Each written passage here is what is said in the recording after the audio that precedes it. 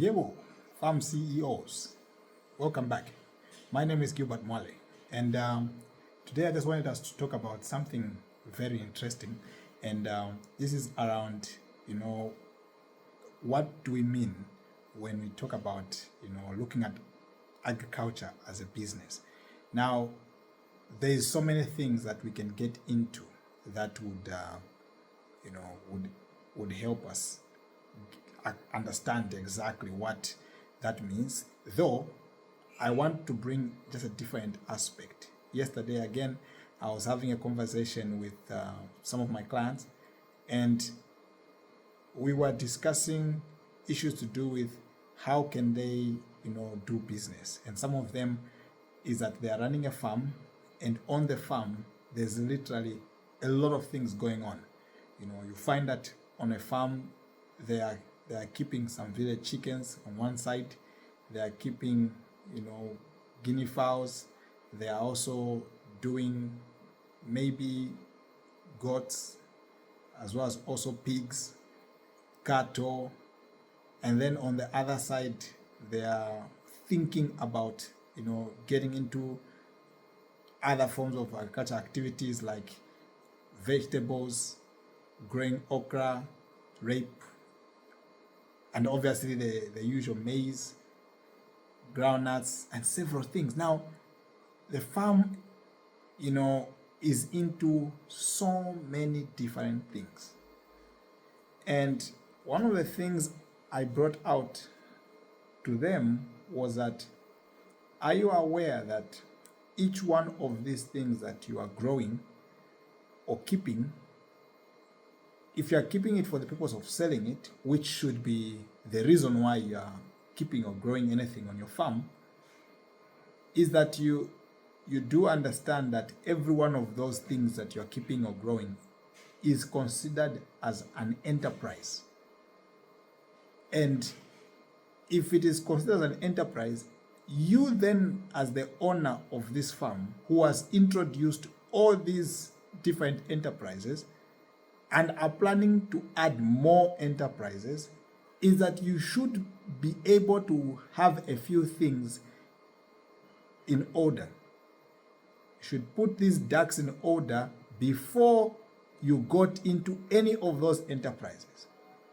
Some of us, we literally have things on our farms because we met a good buddy along the way, or we were visiting somebody's farm, and because they like you and they said, hey, here's a goat, and you said thank you very much, and that's how you started goat farming. And since the last time you were given one goat, you now have 3 or probably 5, and it's been so many years and nothing is happening. And you don't know where they actually sell goats.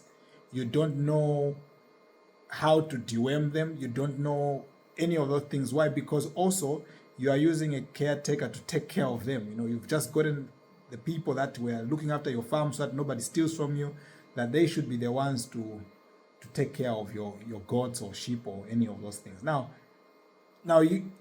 there is a problem right there, that you can't be going out of your farm. You meet somebody along the way, you see them with a nice kombwe, a village chicken, male one, and you like it, and you say, hey, how much is that? You find it's a cheap price, you buy it, take it back home. Again, you are going somewhere, somebody gives you this, and that is how you are just beginning to keep a lot of different things on your farm. You need to think through what's going to be on your farm. What's your farm going to be known for? When you look at big organizations like Zambif, the biggest thing we know them for, first of all, is the beef, Zam beef. But as we know today, after many years of them doing business, they've been around for more than 10 years, 15 years, even slightly more than that, is that they have a lot of different things. You can buy chickens from them, you can buy several other products from them. But one thing we know is that they are Zam beef. What is your farm known for? Or what are you going to be known for if you're planning on starting? So here's how I would advise you. That if you are going to get into farming, is that first of all, if you're going to do this as a business, is that I would encourage you that you determine from the interim where is the outlet of the products that you're going to get in your enterprise. So if it's village chickens, when you start keeping village chickens, before you start keeping them, where are you going to sell them?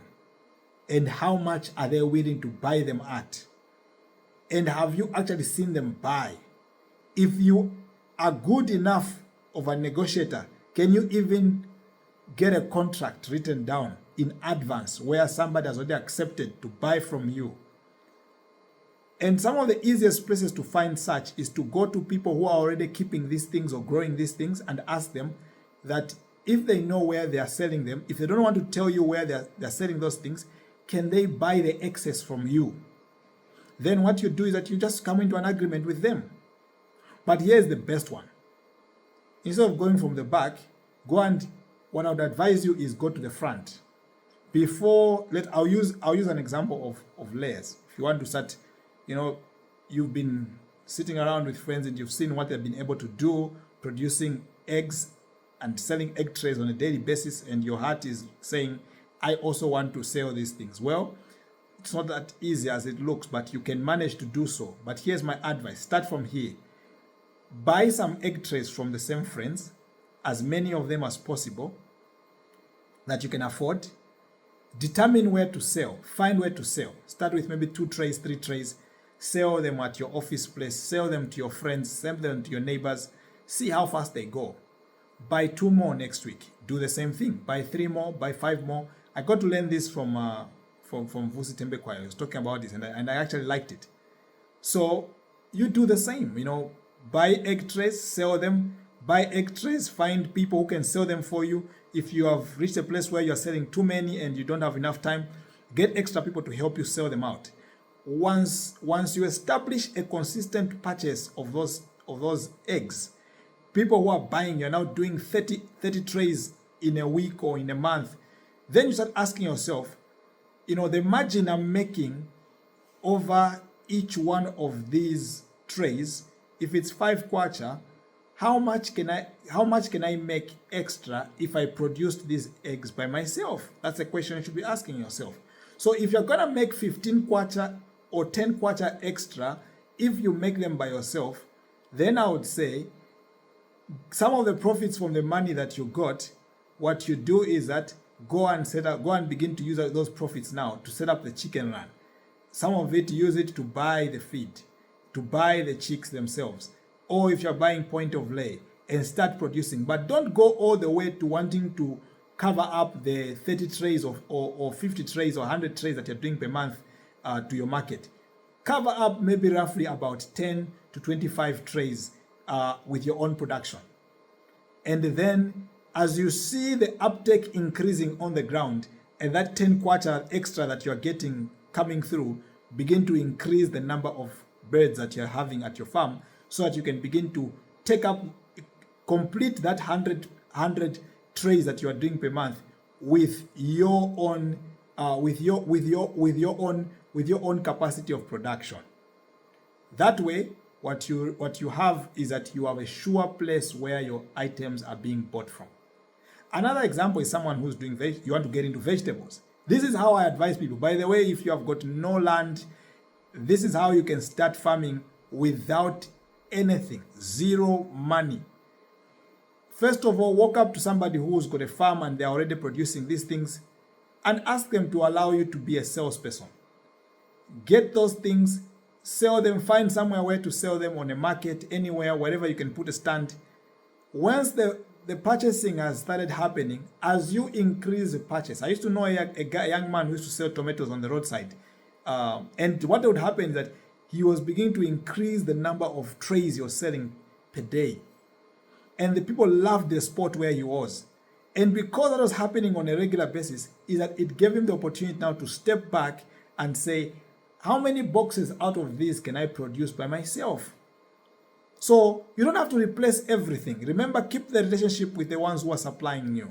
Because sometimes you may never manage to fulfill the whole entire order out there. So you may need to supplement it with them. So you don't want to break that good relationship. But you can increase the margins you're making by what we call, this should be, I'm pretty sure you guys know. So it's an integration that you're doing, and you are literally going backwards. You're going backwards into your value chain to begin to produce by yourself so that you can be able to actually increase the margins you're making. It's the best way of doing business. Start with the market first. Let the market determine for you how much you must produce, and then move backwards to produce. That way you are always sure. I would like to say that this is what people do, even those who are into, like the clothing space. I've seen them do that. Is that, they'll buy things online from anywhere on Amazon, eBay, or wherever it is that they're getting them, and they'll be sending them directly to people. After people have bought so much from them, is when they will then, because now they have to buy in bulk now, is when they actually open a physical store where people now can walk to. When initially there wasn't anything like that. Somebody was getting suits, from abroad, and they are bringing them in, selling them directly to people. But because now the amount of suits they're getting is so much because of the demand that is coming, is that then you need a buffer, a place where to hold these things from. And that is when you open a shop. So you put in the suits in there. Some people can walk in there, but for you in your mind, that's not a shop for people walking into. That's a place to hold off some things that you haven't been bought yet while you were ordering. That is how you want to do business. Start with the market first.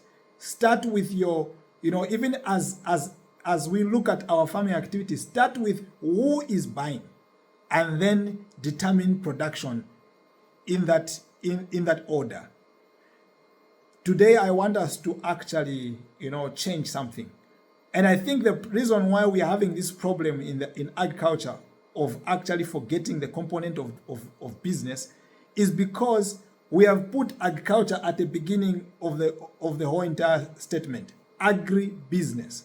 So from today, I want us to change it, and I want to start calling it business in agriculture.